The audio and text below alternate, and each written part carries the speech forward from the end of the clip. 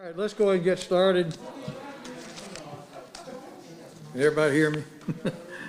Let's go ahead and get started. If you would stand up, please, for the pledge and prayer. All right, we'll go with the pledge first and then the prayer. I pledge allegiance to the flag of the United States of America and to the republic for which it stands, one nation, under God, indivisible, with liberty and justice for all. May we pray. Our Heavenly Father, we've gathered in this school board meeting again tonight. We pray for, Lord, clarity of thought and clarity of our minds, God. We thank you once again for allowing us to serve in this area, in this community, with these people. What a blessing it is. We know that it's a blessing that's poured out from you. Lord, we ask you now that you would be with each and every one that's gathered here in this setting here tonight. God, I pray for our kids. I pray for our parents, our faculty and staff, and Lord, pray for our community, that we would continue to uphold what you would have us to do, your will for each individual life that we have here, God, and are responsible for. We ask you again that you would go with us, lead, guide, and direct. And above all, God, we love you tonight because you did first love us. We ask all these things in your precious holy name. Amen. Amen.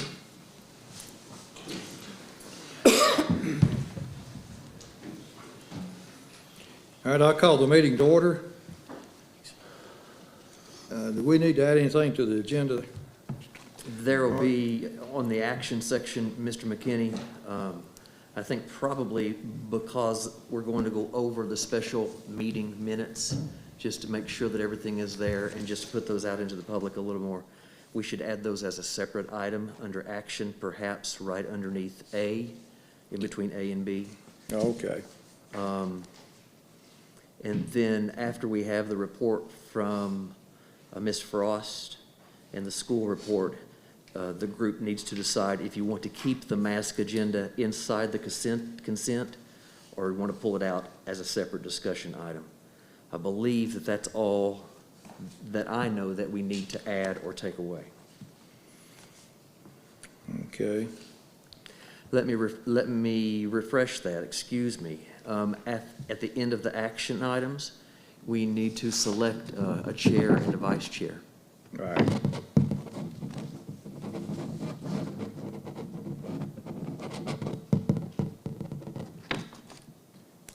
Those are the only pieces that I know to add. Okay, do I have a motion to approve? So moved. All in favor by show of hands? All right, motion's carried. All right, I'm going to turn it over to you for the best part of the night. It will absolutely be the best part of the night. Could we have our state champion cross-country girl team come up here, please?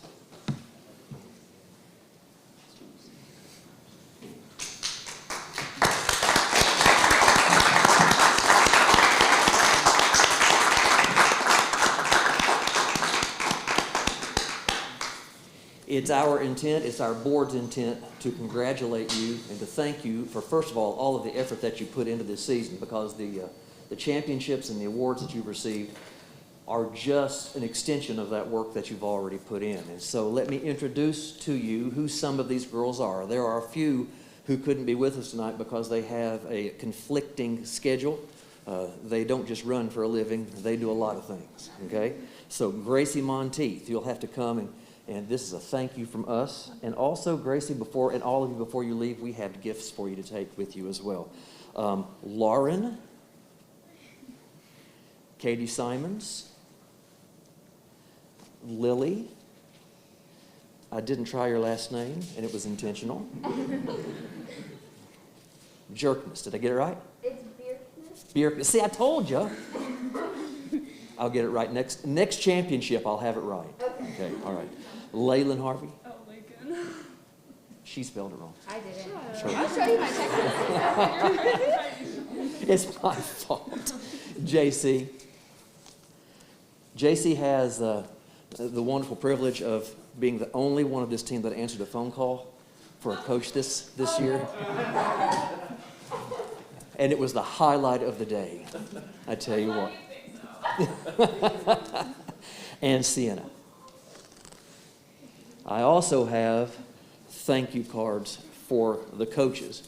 they each bring their own qualities and their own talents. And it really is quite an interesting team to see them work together. Miss Chatham, who is becoming a regular in the championship realm, congratulations.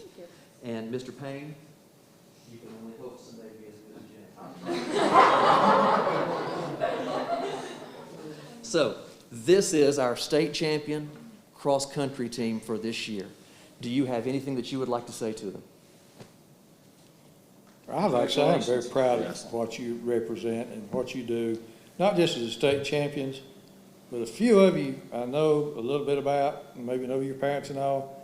I'm proud of that also, what you do in the school, not just through championship, but what fine young ladies and representative Swain County High School you are, and that's what's important. Thank you. Anybody else? Just congratulations, we're Yeah. super proud. It's Yes. so wonderful to see you guys continue to do great things. Keep up the hard work all through high school and into adulthood. You're going to need it. Congratulations. It's an experience you'll never forget, and we appreciate that. Thank y'all for coming. That's- Yeah.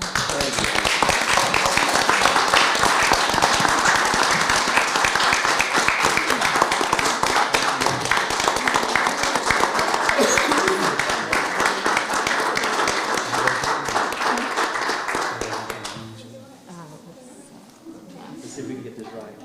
I think there was There was another one, organized. yeah. Yeah. And then I think we have 4 here. Yeah, that would be too fast. Now that I'm thinking about it. Perfect. Thank you all for coming. Thank you for your time. People just not there. Thank you, guys. Thank you. Track. Okay, yeah, Yeah. that's right. That's right. Now it's all downhill.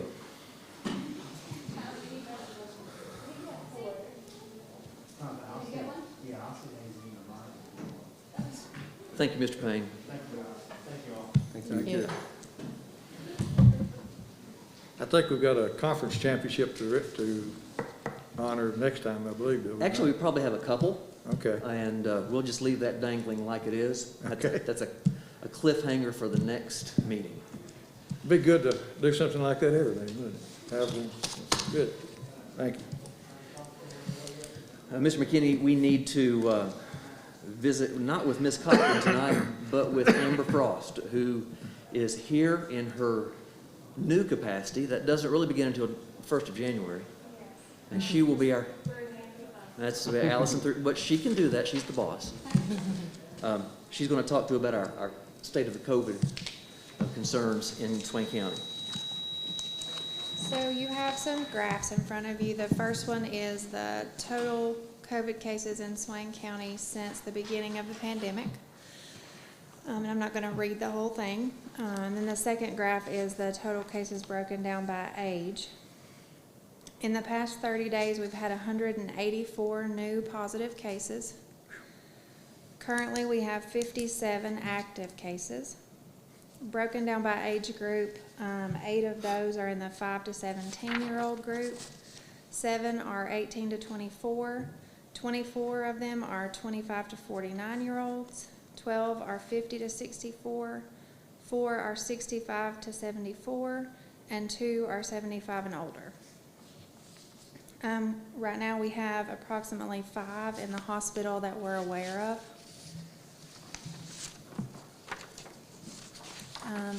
The CDC COVID data tracker, you have that on the back page, shows the trend in Swain County since the pandemic began. So it shows the ups and downs. Since the beginning, we've had 31 deaths. 21 of those occurred since January of this year. And we are currently in a high level of community transmission.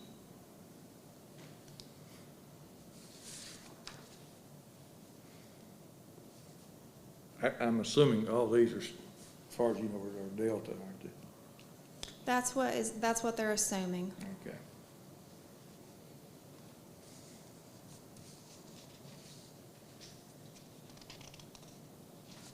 Any questions for Amber?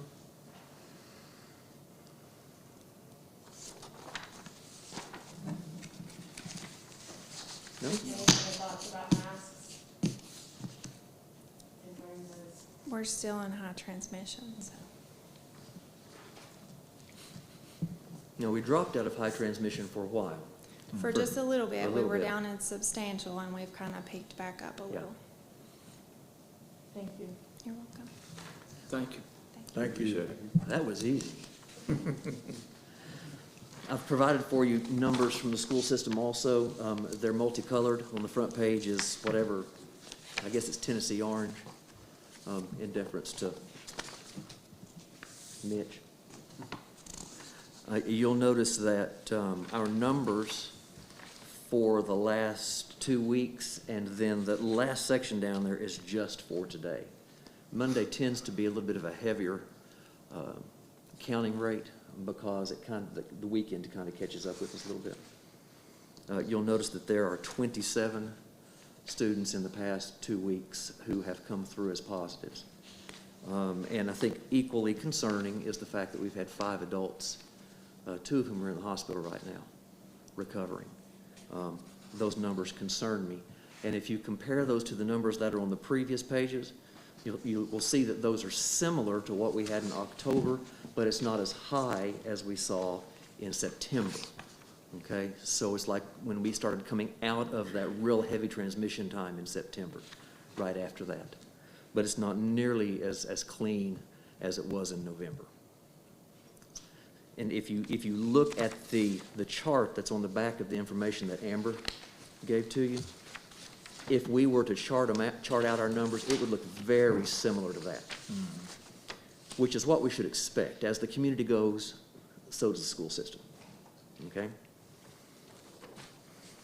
Any questions or thoughts? They don't really have studies done as to where that's coming from. I know we got more people. The town is absolutely crowded. Mm-hmm. And so you got more people flowing through that just takes 1 or 2 to spread them. They don't have any studies on that, I don't think, do they? Not to my knowledge. Brendan, do you know of any correlations that we've seen?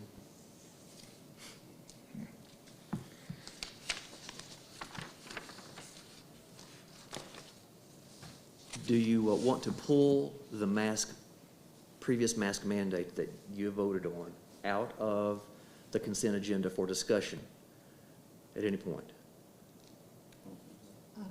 I don't. I think my understanding was that as soon as we saw good, positive news, and we saw something we could live with, that we would then start considering, but that's not happening, so. So at this point, we just leave it in the consent agenda. Everybody and vote agree from with there. that? I do. Okay, Maybe in January, bring it back and see. we will. Yeah. We'll bring it back in January. Okay?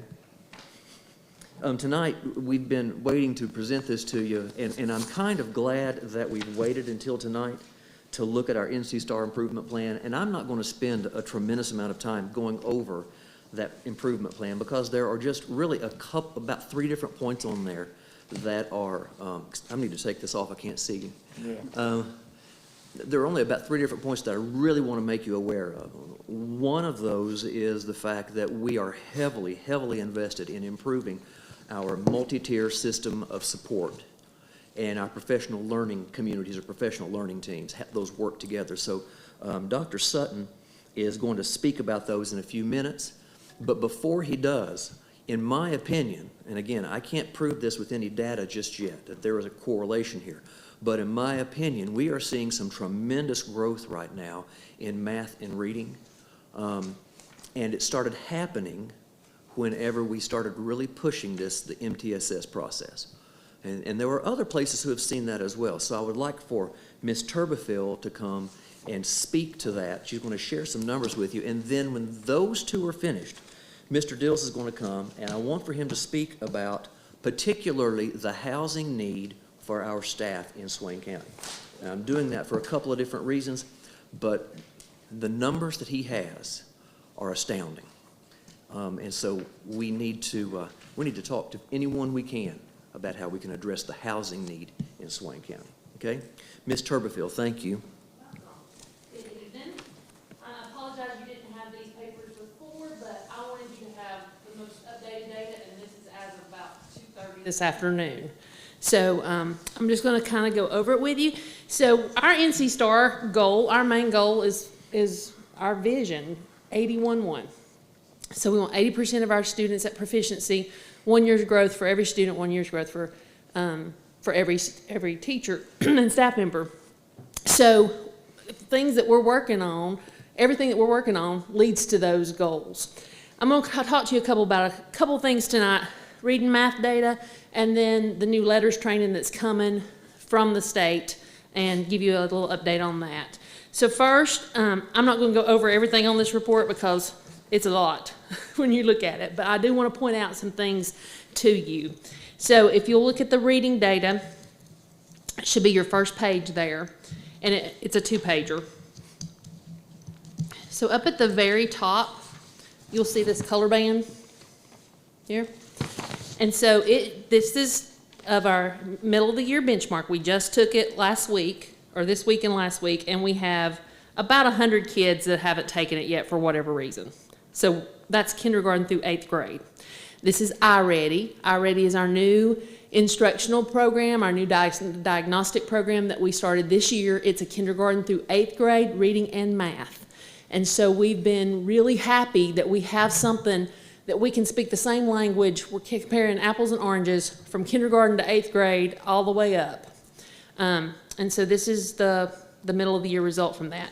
Those color bands, the numbers above the color bands, shows you the percentage of students that are in that color band right now. So the green with the lines in it means that they are at or above grade level. The ones that's just green, that little band right there, is they're early on grade level, so they're kind of right there. The yellow means they're 1 level below. The red with no lines means they're 2 grade levels below. And then the red with the lines is they're 3 or more grade levels below.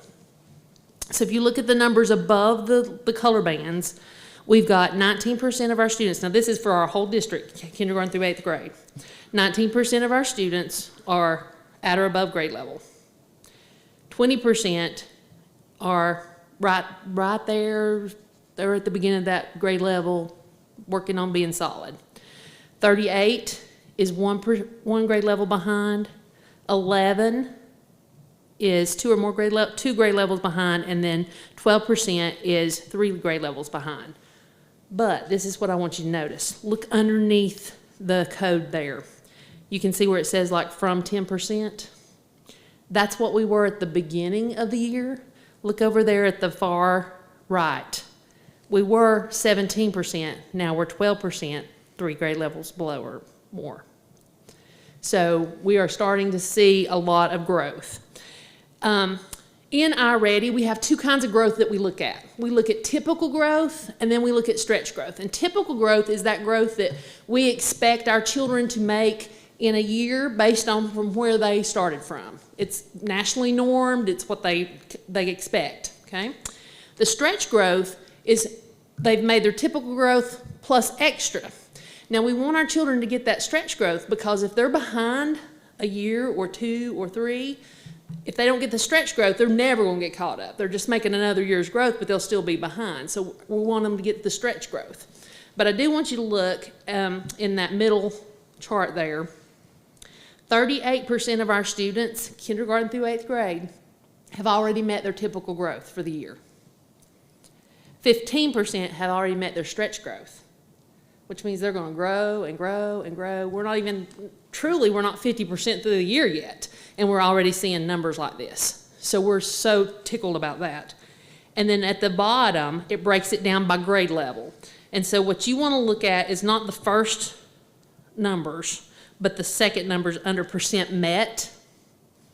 So in kindergarten, 15% have met their typical growth. 2% have met their stretch growth. First grade, 17, and then 3. I don't have to read those numbers to you. You can see it all the way down there. But look at 3rd grade. 50% of our students have already made their typical growth. And then it goes on the next page all the way to 8th grade. So for me, this is just really astounding. When you think about our students, we didn't just deal with a summer slump. like we normally do. You know, basically, our 8th graders have never had a normal middle school year. When you think of it in that perspective, our 3rd graders only had kindergarten that was normal. And they're making this kind of growth. Our teachers are rocking it. Our students are rocking it. And I am so proud of them for all that they're doing. Do you have any questions about the reading? Okay, so let's switch over to the math real quick. That should be your 2nd page there. Same thing. So you can see the color bands, and where I like to look at is where they came from. So at the beginning of the year, we had 13% that were 3 levels or below, 3 grade levels below, and now we only have 10%. And then 22 to 10% that were 2 levels below. And 51 to 50, that's hanging about the same right there. But we're definitely growing. So 33% of our students have made their typical growth in math, and 9% have made their stretch growth already. And then you can see the breakdown again at the bottom. They're all just working so hard, and I'm so proud of them. Do you have any questions about the math? And I'm glad to go over the rest of that, but we need to have a little more time, and it's a little more technical. The way I look at this, tell me if I'm wrong, I don't think I am. COVID was caused some of this earlier, but it really, I think, emphasized it, and I think this is something probably will be on a billboard somewhere.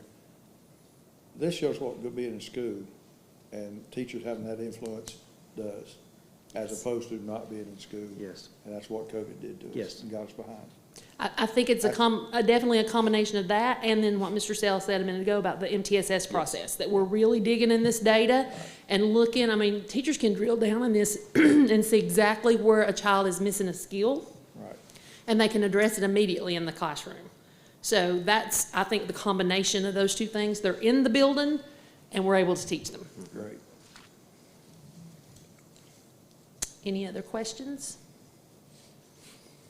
Okay, so the next thing I'm going to talk to you about is some training that our pre-K through 5th grade teachers are getting ready to undertake.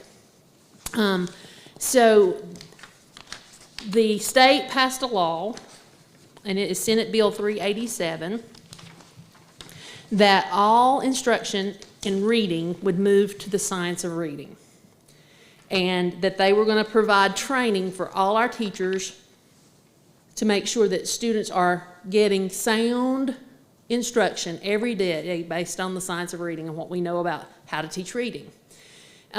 There's education shifts back and forth, but there was a shift away from actual science-based, evidence-based reading for a while, and it was called whole language.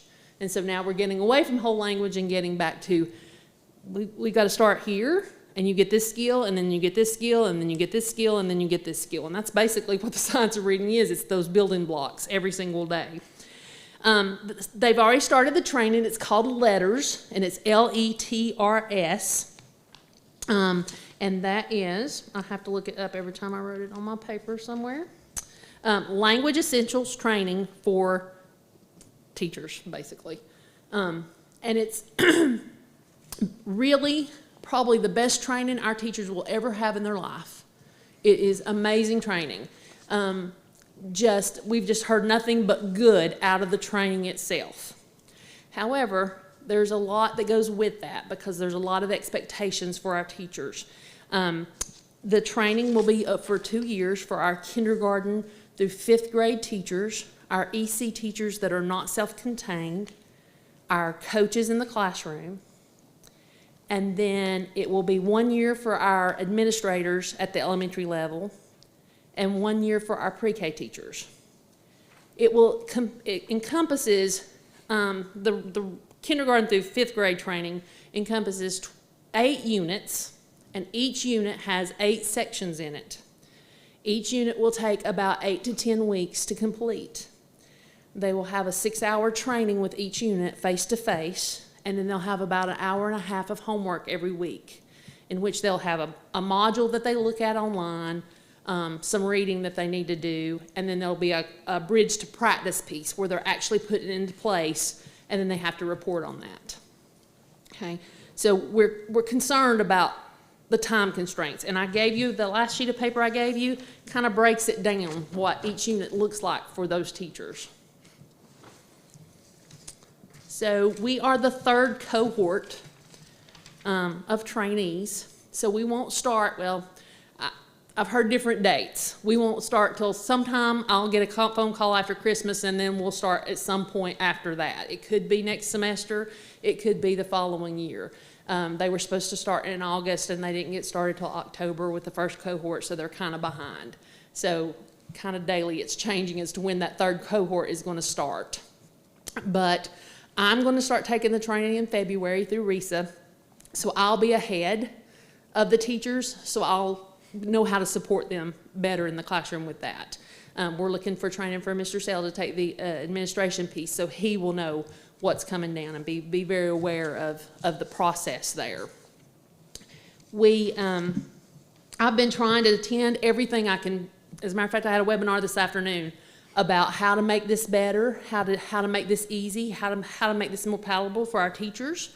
And we're doing a lot of research and listening to what's going on in the state right now, because that first cohort, they walked through it kind of blindly. The second cohort's having a little bit better time.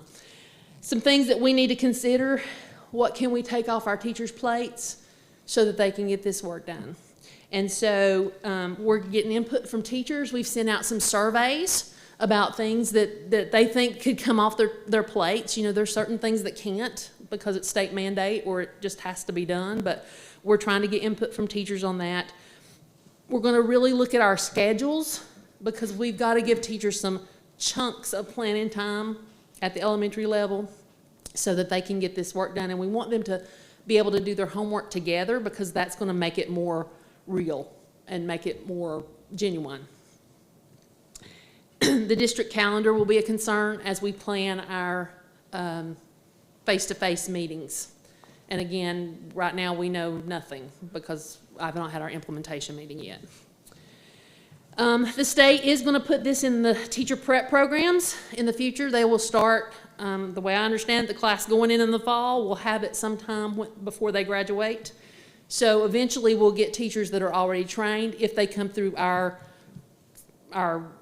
college system here in North Carolina. If they move in, we're still going to have training for them. So we will be working on having a facilitator in Swain County so we don't have to send our teachers anywhere. We've really tried to front load this for our teachers. We knew it was coming. We didn't know exactly what it would look like, but we've been doing a lot of work with our teachers, so we've already given them a lot of PD and a lot of support. First of all, we require reading foundations or reading research to classroom practice for all our kindergarten, or actually our pre-K through 12th grade teachers. And so that's basically the science of reading in 5 days.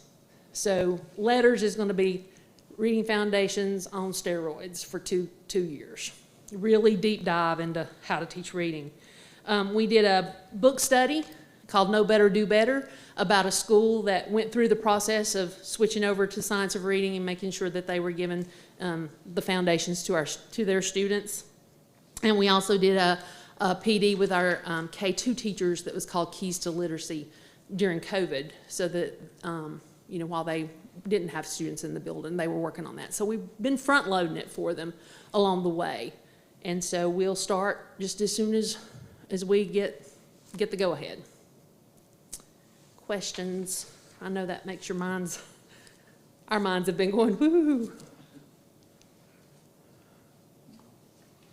How long is it going to take to complete all that? 2 years. 2 years? It'll take 2 years. Money for summer program or summer? We're going to do our best to not have it in the summertime. That would be our preference. However, sometimes summer programs work better for some teachers. If that happens, there'll be supplements involved, I'm sure. We're also looking at, like Trina said, what can we take off of teachers' plates so that they can get this accomplished during the school year. And that's also one of the reasons that we're going to be looking at some schedule changes to allow for some time during the school day for teachers to be able to get some extra work done. The folks that are going to be involved in this will be looking at about 90 minutes of work each week, which is substantial. Yeah. And we are extremely, extremely concerned about this for our staff. We don't want them doing it in the evenings. We don't want them doing it on the weekends. So we will do everything in our power to make sure that they have ample time and energy to complete this, including we're looking at some instructional materials to help our staff not have to do quite as much preparation for their classroom, because there are several teachers, probably most teachers, who are spending time in the evenings and on the weekends getting ready for class. We want to do what we can to take that off of their plate in every way we can.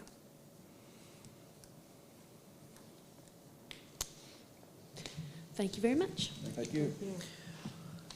Now, Trina mentioned MTSS, and I've been mentioning what we're doing with our teachers during the daytime and giving them some extra time. Brandon's going to talk to those two pieces, or speak to those two pieces.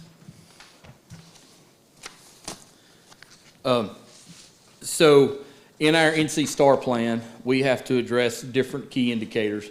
And two of the indicators that we've selected over the past few years is A05, which is individual learning paths, and B10, which is student-centered instruction. And both of those have been selected because they're geared toward the MTSS multi-tiered system of support.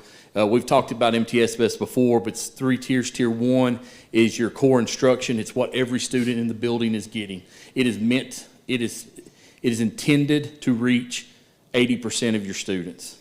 And then you have Tier 2, which is just a level of intervention, group intervention, that should be managed at the classroom level, that could be managed at the classroom level, that it reaches another 15% of your student population. And then you've got the top tier, which is Tier 3, which is intensive interventions, which are set aside for that small group of students, that one-on-one intervention with the student, whereas you can't manage a large group because it is so intensive. So we've been working through that, and one of the things coming out of COVID that we decided to do was have a real focus on PLC's, professional learning communities. You'll hear them called data teams at the school level, and the data teams take that data that you have and break it down to individual students in their classroom. They're meeting with specialists, the principal, the learning coach, the EC staff. They all come together and they look at individual student data and they problem solve and what intervention students should receive. They look at their whole classroom data and how should we differentiate inside our classroom to meet a greater group of students. So that's been a real focus. But to echo what you said a minute ago, that data is a real indicator of what the power of face-to-face instruction with a highly qualified teacher in the room. We come out of COVID and we've got our teachers back with our students working directly with one another. And I think that data that we're seeing, yes, supported with the data teams, but that's the power of a teacher in a classroom. So our teachers really need, and our students right now, really need a lot of recognition for what they've accomplished in our time back face-to-face this year. We've mitigated COVID fairly well, I believe. We've had some students test positive. We've had students test positive and staff test positive, but we've been able to maintain, keep schools open, unlike some surrounding districts. And I really think that goes to the effort of our school staffs, and they really need the shout out tonight. And what they're doing, looking at data, day to day, week to week, to make sure the students are getting that personalized education that they deserve and that we're working for. Another one of our things is, of course, trying to take things off teachers' plates. We met with all the schools' leadership earlier in the year and looked at our MTSS documents. We created a whole MTSS procedures last year. We started at ground zero. We rolled it out. It was a lot, knowing that we would revise it as we went. We looked at paperwork and we revised it. The high school's working on a version for themselves. I meant to reach out to Coach Turner today, see where they're at in that process. Each school is looking at whole school data. How are we addressing attendance? How are we addressing discipline? I've been in the high school meeting where they're looking at their new WIN and how they're tracking students in WIN and how they could use that to potentially identify students that need more targeted intervention. So there's good work happening everywhere. Just got a phone call from Amanda earlier, and there's some questions about MTSS leading to special education and the documentation that's required. So right there, we're going to have to go back and visit some paperwork because the paperwork we have right now may be too cumbersome for teachers. And so we're trying to look at how we can manage that a little bit better and make it a little bit more manageable with all that teachers are tasked to do. That is everything I have about MTSS and our data teams. Any questions about either one of those? But if you see one of our teachers in the streets, thank them. Any school staff, custodians, cafeteria, for everything they're doing to keep our buildings clean and open and our students fed and clearly learning at a high rate right now. And so those days that are on the calendar that say the PLC days, those days are used in part to give the teachers an opportunity to get together and to look at this data, because all of our teachers don't always have planning times simultaneously. Particularly when you think about the elementary schools, and we're a little short on extra staff to help them. We're going to look at how we can work on that as well. But at the high school, all of our English teachers don't have fourth block free. And so this gives them an opportunity to pull together so they don't have to do that after school. And we're going to be talking about that some more in just a few minutes. Now, one of the key pieces, though, for Swain County school system is getting and retaining high-quality teachers. And Tommy's going to give you some numbers that might make your eyebrows go, really? It's something that we need to think about and focus on. Tommy? Well, our part that I wanted to talk to you all about was recruiting and retaining staff. And teachers are the part that everybody focuses on, but right now it's getting harder to recruit and retain all staff at all levels. Some of the things that I shared with you, though, are some graphics that I'll go over with you as we head through this, but I just want to talk to you about some things, first off, that we're doing to recruit. We're doing job fairs. We're hosting interns from Western. We're trying to get people into Swain County schools so that we'll have more hands in the classroom. And also, so that gives us a means of saying, that's a great intern. If we have an opening, we need to hire that person. And we've had some success in that. And that's been of high value to us. The kids that we get from Western have done a good job. One thing that we have not done as well in recent years is producing our own teachers. Mm-hmm. Most of us that are in the leadership of our education around here are Swain High graduates. That's not really what's happening now. We're having a harder time. Some of you sit on the same committee with me that we do for the Community Foundation Scholarship Fund. We don't have people that are applying for the scholarship fund to come back and be involved in education in Swain County. And that's a shame. I went through today and I pulled the 2001 annual when Mitch was a senior in high school and looked at some of the numbers. And the high school is an outlier even for this because they have a higher number of people that have experience and everything in terms of, and people that live in Swain County today, but it's still a third less than it was then. Less experience and less people that we produced by a third from now to then, and that is probably still the highest of any campus. It's harder to track that data because I can't pull an annual for East Elementary from 2001. I don't have access to that stuff. I'm going to find out a way to do it because when I get started on something like this, I have a hard time letting it go. But I want to make sure that the people that aren't from here don't feel like that I am in any way negating their value, because that's not at all what I'm saying. But it is easier when we talk about some of these numbers later for us to retain people that aren't having to look for somewhere to live. All right. Some of the things we can do to produce our own teachers, FTA. You know, when I was in school, it was Future Teachers of America. We had all that stuff, and people went around, we did things. I hope we can do something like that. And something else, too, is that there's just a negative narrative right now about education in America. And we've got to do what we can do to combat that negative image about education by flooding the positive. Because we win a lot more than we lose. But the only thing that we tend to hear about are the things that we're losing. And we've got to do a better job of producing ourselves, because we have got to be our own marketing tool. And we're going to have to do a better job of that. And I'm not preaching to myself as much as anything.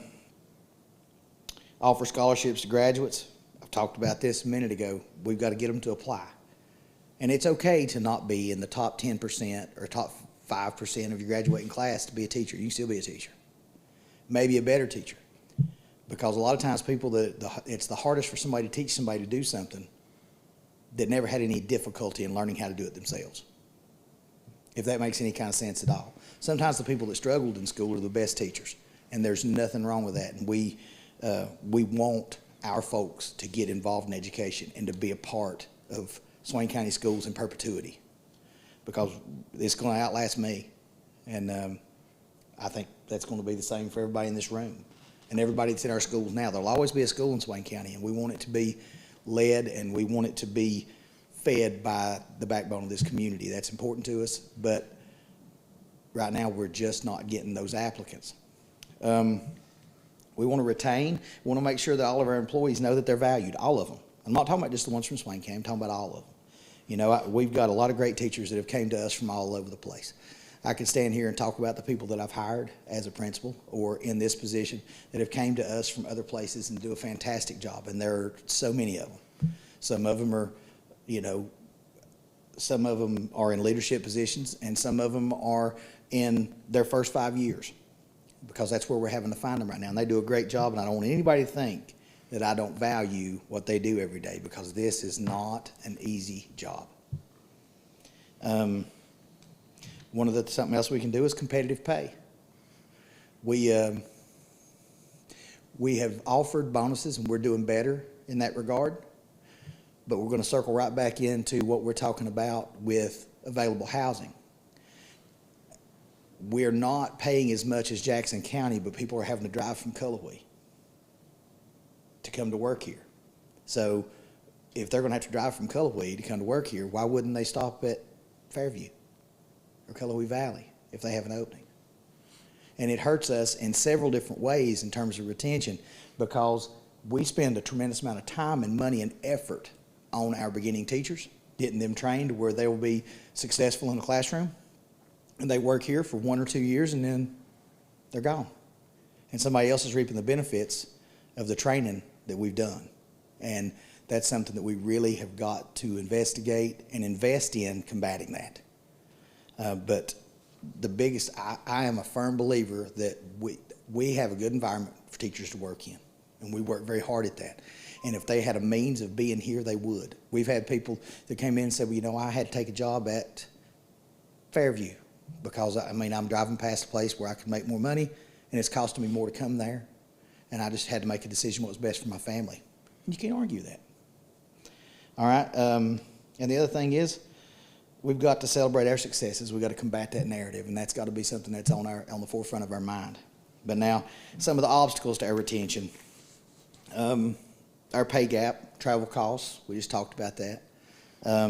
But the lack of affordable housing. Here's the part that's going to be hard for you to fathom. I had some numbers pulled, and as of 11/03/2021, for the year of 2021, the homes sold in Swain County, the average selling price was $314,644. A beginning teacher making $35,000 a year is not buying a $314,000 home. There were 4 listings that were $200,000 or under. 2 of them were manufactured, and 2 of them were built prior to 1960. The median sold price in Swain County is $275,000. Homes for sale in Swain County, and this is where that right there was bad enough, but this is worse. Here's why, in my opinion. The listing price average today for unsold homes in Swain County is $648,097. That means there are not any or very, very few in first-time buyer amounts. We're talking about $1.5 million houses that are down on the lake and stuff like that, and it pulls that average way, way up. And that doesn't mean that everything is $650,000. That's not what that means. But that means that a whole lot of them are, and that's what's available. And how do you get a first-year teacher that just graduated from Western and did their internship at West Elementary and would love to be a part of what we're doing in Swain County, but they've got to keep their apartment that they lived in when they were in college, and they have no hope of buying a home. None. And then try to find a monthly rental in Swain County. We don't have them. We have vacation rentals, we have Airbnbs, we have all those things. And so the ones that are available are very much inflated in price because they realize of the amount that they can get. And that is supply and demand. That's the capitalist system. But we've got to do something about our supply of rental homes and affordable homes. We have to. If we don't, we're going to see a whole lot of what is point 4 on the things that I've got ready right here. The first question that I asked when I started compiling this data was, what percentage of our employees live in Swain County? And if you look at the front page of this thing with the pie graph that I did not make, LaVonda is a genius. She puts things together for me. I ask questions, we talk about data, we get things together, and she does a great job. She helped me today. And we have 82% of all of our employees.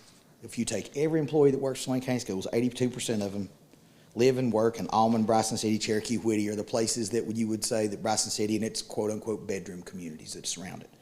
So 82% of all of our employees. But what percentage of our certified employees live in Swain County? If you look at the second page of that, the percentage of our certified employees that live in Swain County is 32%. That means that 2 out of every 3 employees that are certified that live and that work in our buildings live someplace else. And they're driving past someplace, and this speaks to their dedication to Swain County Schools when they drive by places where they can make more money to come here to come to work. And that's something to be applauded, because that means that there's a lot of people out there that are not really money motivated, and that's fantastic for us because we're able to keep those people, and that's a great thing. If you look at certified employees and you look at the number underneath the years of service band that's across the top, 56, we have 56 people that work in our classrooms in Swain County that have less than 5 years of experience. That's why this training and the MTSS process and all those things are of such an utmost importance. But what happens if we can't keep those? We do it again, and we do it again, and we do it again. I'll hire 2 or 3 times for the same position. And that number never changes. 6 to 10 years of service, we've got 32 people. 11 to 15 years of service, 34. 16 to 20, 31. And 21 plus years, we've got 22 classroom teachers and certified staff that are actually have 20 plus years of experience. We are in a cycle, and this is a cyclical business where there are people that are leaving, retiring, and so on, and we're replacing them with new people. One thing that we had done consistently, I think, up to this point, and this is hypothetical because I haven't ran the whole numbers, but we were supplying a whole lot more of our own people back into the classrooms than what we are able to do right now, but just because they're not entering education as a profession. You think about the difference between 32 and 82. If you look at the back page, or the second page, the next page, third one, 90% of our non-certified employees are from Swain County. So our janitors, our lunchroom ladies, our bus drivers, our custodians, our maintenance workers, those people, 9 out of 10 of them work in Swain County and live in Swain County. And we're very grateful for them too. We've got very skilled people that are doing those jobs for us. I attached on the back sheet of this, I attached the MLS report that I was given from which I pulled the data. And that blew my mind when I saw how much it was costing people to buy homes in Swain County. And then I have to put myself in a situation to where I'm thinking about a first-year teacher right now who lives in Cullowhee and isn't from here. What are they going to do if we don't find a way to get them a place to live and be stable in this community? What's going to happen to that person that's living in Cullowhee today? If you notice, when you look at the next band on the certified staff from 6 to 10 years, you don't see Cullowhee listed because they went somewhere else. So we've got our work cut out for us, and that's one obstacle that we're going to have community support to overcome, because we can't go out and build houses. We can't build an apartment complex for our teachers to give them a chance to get their feet on the ground. That's what I got. Any questions? That's depressing. It is depressing. But I've noticed it for some time when I talk to kids graduating from school and ask them if they're going to education, they just laugh at you. Because they know you can go to Chick-fil-A right now and make more than being a teacher, because they've raised the income level. It's a hard job. My The son. biggest thing is the pay. Yeah, it's the biggest thing. But that's not something that's just here. I know. And that's not something that's just here. And controlling the controls, one thing that we can do is help in some way with housing. And it's going to make it incredibly hard for us to retain staff if we don't do that. If we don't do something to keep them here. They don't have family land to go build on. No. They don't have that. So one of the keys is going to be getting our people that graduate from Swain County schools to want to come back and be a part and teach other people the Maroon Devil way. And one of the obstacles to really solidifying the Maroon Devil way is the turnover. So we're kind of in a spot where we're going to have to do some things. And I mean, I can speak to it. I got 2 older kids and 2 younger kids. And Cody, my son, he works for Bank of America and makes as much money as I do. He's been working for 4 years. It's hard to compete with the world's money if it's just about money. But there are people there that have a heart to help, and they could do things, and you don't have to be in the top 10% of your class to be a good teacher. We need to start focusing in on some other people and say, yeah, you can do this. That's just my opinion. Tom, I don't really believe it's about money either, in the sense of that kind of salary that you can get. You can go to the casino and make great money. But I think it's a decent salary. What we're offering a graduate out of high school to come back and start teaching, is an embarrassment. It's a slap in their face. And if I think for a moderate amount, more than that, just a decent, good starting salary, I think we'd be surprised that we can't do that. I mean, we don't have any taxable way of doing it. We don't have any resources to do it from ourselves. On the housing, I think it might be a good idea maybe to talk to a few commissioners and maybe some folks out in the community, put maybe a committee together and start looking at, because you're right, the houses being built are either $500,000 to $1 million, or they're weekly rentals, and you can make more in a weekend you can make for a full month in a lot of these homes. And maybe we need to look at low-cost housing but it's going to take commissioners to get involved too. That's what I was going to ask, if these numbers would be run through the commissioners and see. That's one of the reasons that I wanted to bring that to this group, and I wanted to do it in this setting. Because as we're talking about facilities with the commissioners, another conversation that needs to be held along with that is the fact that we need housing for our staff, just like the county needs housing for their staff. Because they're running into the same issues that we are, where they train people and then they go somewhere else and work. I think everybody recognizes that. But yeah, Travis, I think that's the next step for us. And I know that the last couple of commissioner meetings, there has been some conversation about housing needs. So the conversation has already started. I just think we need to jump on the bandwagon and do what we can do to help drum up support.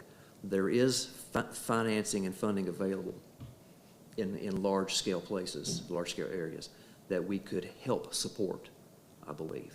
But I wanted y'all to hear that. Thank you, Thomas. Appreciate you. Do any of you see a need to go into a closed session tonight? You should have in your hands somewhere a copy of the special meetings that we've held in the past month. You've met more in the last month than, in a short term, than we've met in quite a while. I wanted you to look at those special meeting minutes and see if there's anything that has been left out, because there was a lot that was covered in them. The first meeting that we had, I believe, was on November the 15th. And it's when Novus came in, we met downstairs, and they started to tell us what they have seen, including the concerns about humidity and for digital controls at the elementaries, the replacement need for the pre-K. There are also middle school concerns, one of which is the site constraints. They mentioned that the recommendation now for a middle school campus is 15 acres. We have about half of that on the hill.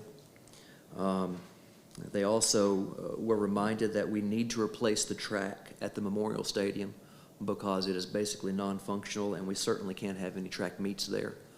The bus garage is nearly 100 years old and needs to be replaced, and there are some needs to look at some safety components like electric arc safety concerns. So those were all mentioned. They also mentioned at that time that the average price right now for a middle school is about $30 million if you build a new one, and the average price for a high school is somewhere in the $50 million range.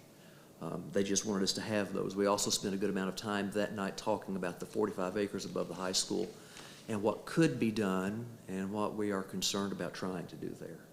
Do you see anything on that particular set of meeting notes that we need to change or add? No, I think, can we all agree, I think we need to continue it. Yeah. I think we've got a good start on it. Yes. See where we go and see what is out there, because I guess like anything else, the longer you put it off, the greater the needs get. Mm-hmm. And a good example of one of the parents back there tonight, I talked to him about, and the cross country uses Katua, but they also, these girls are in track. Yes. And our track's doing real good. They won a state track thing last year without a track. And so we got over 100 kids in track, and we don't have a track for them. Yes. And that's the first thing he said to me. He said, y'all need to build us a track. And I said, you need to help us push the community to realize that. Let's get it going. You're looking at multi-million dollars to do Yeah. what we need to do with that track. Right. The second meeting was on November 23rd, and that's when we met up at Bright Adventures and at the middle school and walked. Kim pointed out that we did not meet at 6 p.m. or we wouldn't have been able to see anything. It was at 4:30. So I've changed the times on that from 4:30 at the top to 5:30 at the bottom. And we just looked at some of those concerns that we spoke about. Is there anything else that needs to be changed or added, deleted? Or anything that you want put in there? And the last meeting was December the 6th. I believe that was last Monday, and we threw some numbers up on the board and looked at them. I've tried to reflect those numbers in this document just so that we can have memory of those. Because I'll confess to you, if I had not taken a picture of what was on the board, I would not have been able to create these minutes with the numbers, okay?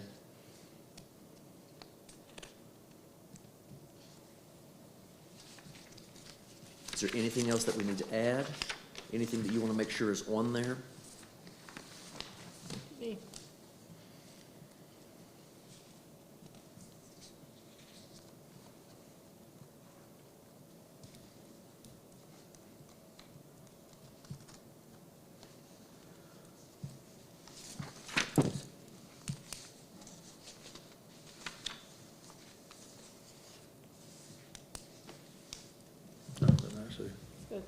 Are we good, Travis? Yep. Okay.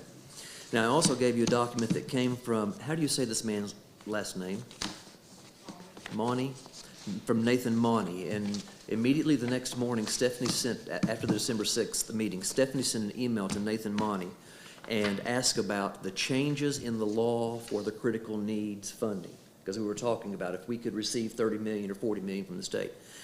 And in the middle of this document that he sent to us, he clarifies that the grant numbers have increased $30 million for elementary, $40 million for middle schools, and $50 million for high schools. We were talking, I was said that we could get $30 million for a middle school, but apparently there's more funding than that if we can be approved. A big change is that the grant funding can now be used for new buildings or additions or repairs or renovations. That's huge, because when we received the last grant, you had to build a new building. And that's how come we actually built 2 buildings beside the high school and attached them. They look like they're one unit, but they're not, because we had to fall within those guidelines. That's a big change. There is the potential that local matching funds can be from 0% to 35%, depending upon the tax base and some of the other critical pieces in the county. That's also critical for us to recognize and to remember. And then there are other pieces down there that have to do with the fact that we will qualify at the end of this budget year to apply again. All right? But we need to make sure that we understand that the odds of Swain County receiving a needs-based funding grant next year are small, because we just received one 3 years ago. But in the meantime, we can start getting ourselves ready. And I think we're in a good place for that right now. Okay? But that was some of the information that you all were asking for. Thoughts, questions?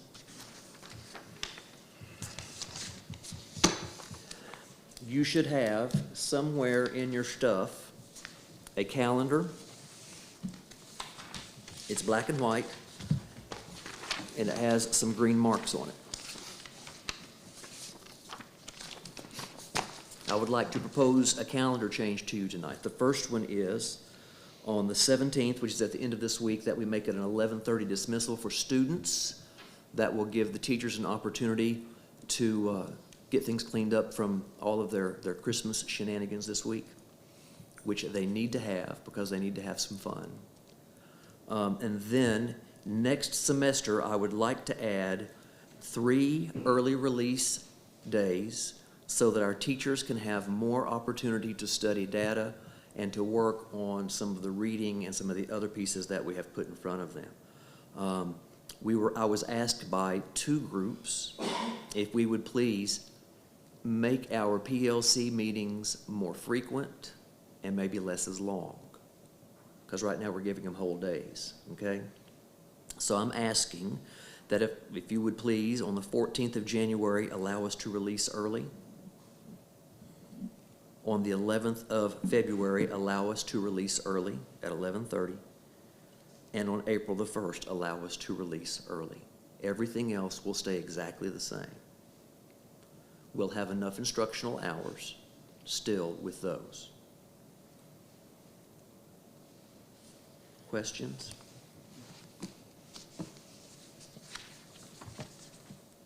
Concerns? Be a good April Fool's opportunity. It's a good April Fool's opportunity, that's right. Right. Have you got that on the action item?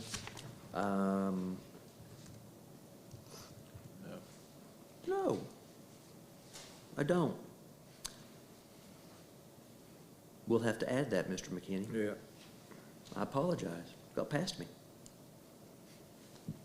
Thank you for catching that. That's fine. The consent agenda is listed there. Everything that is in the consent agenda. And that gets us through discussion unless there's anything else. Anything else you can think of? I don't think so. All right, let's move to action. So, Mr. McKinney, I recommend that the Swain County Board of Education accept the resignation of Mary Martin as a school nurse effective October 19th, 2021. Motion. Second. All right, any discussion? All in favor by show of hands? Motion's carried.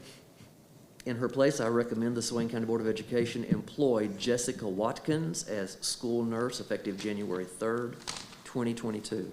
So moved. Second. Any discussion? All in favor by show of hands? Motion's carried.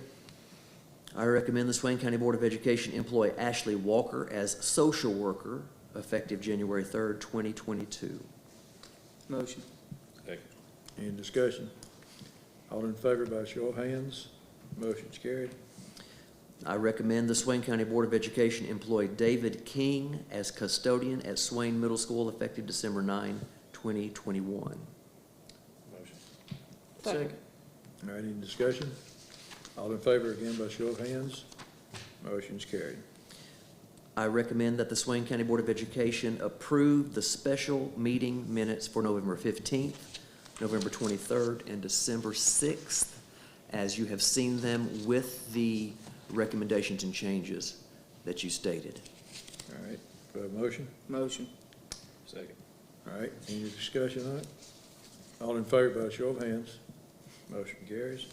I recommend the Swain County Board of Education approve the calendar change, including an early release day at 11:30 on the 17th of December, an early release day on January 14th at 11:30, on February 11th at 11:30, and April the 1st at 11:30.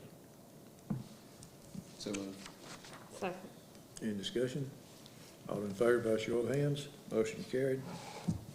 School board policy states that at the December meeting, you are supposed to elect a school board chair. So for the opening of that, I get to pretend to be the head of the school board. And I would entertain a motion or motions for a school board chair for the calendar year, 2022 calendar year. I move that Jerry McKinney remain chairman of the Swain County Board of Education. Second that. We have Jerry McKinney as a nominee for the chair of the school board for the year 2022, with Kim nominating and Cody seconding. Are there any other nominations? All in favor of Jerry McKinney as the chair for the coming calendar year signify by raising your hand. Any opposed? You can vote against yourself, Mr. McKinney. Congratulations, Mr. McKinney. Oh, yeah. Now you need to find yourself a vice chair. All right, we have a motion for a vice chair. Kim. Do I have a second to that? Second. All right. Any other nominations for vice chair? All those in favor by showing their hands, please. Motion carried. She's voting against herself. Oppose, abstain, whatever. Thank you. That completes all of the action items. Do we have any public comment? Do we have any public left? All right. Did we do the consent? Pardon me? Did we? We didn't do the consent agenda. Yeah. Oh, I forgot. Well, you've already consented to it. I recommend the Swain County Board of Education approve the consent agenda as listed. So moved. Second. All in favor by show of hands? All right. You got the district. Did we do that? We did. It included the regular meeting minutes Oh, okay, and put also that the in there. master approval. Okay, I kept listening to that, I didn't hear it. I'm starting to act like you, Mr. McKinney. Is that it? You got some points of information there. And our next board meeting will be January the 10th. And we'll need to call a meeting, Mr. McKinney, to continue the work on the facilities. Yes, I really think I think everybody's on board with that, and it's exciting. And I think we need to be ready that if it comes March, if it comes 3 years from March, we're ready to go, you know? Agreed. And we got our plans. That's a real bit pleasing. Anybody else? Okay. Motion to, we adjourn. Motion. Second. Second, all in favor by standing up and adjourning.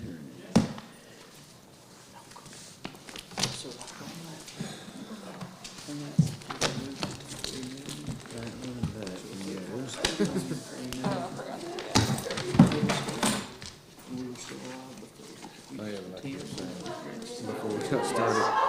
It's as if I can't.